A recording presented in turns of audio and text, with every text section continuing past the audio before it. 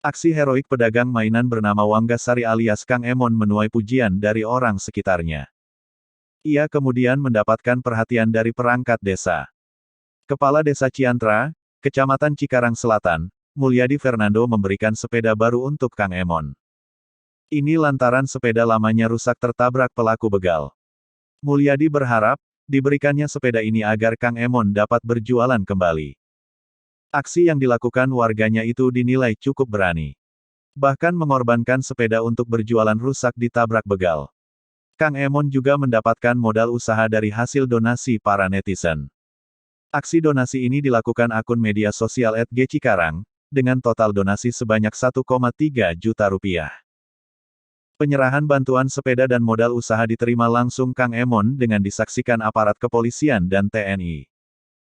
Tidak hanya uang, Kang Emon juga akan mendapatkan penghargaan dari pihak kepolisian. Apresiasi ini akan diberikan oleh Kapolsek Tambelang, AKP Miken Pendriyanti.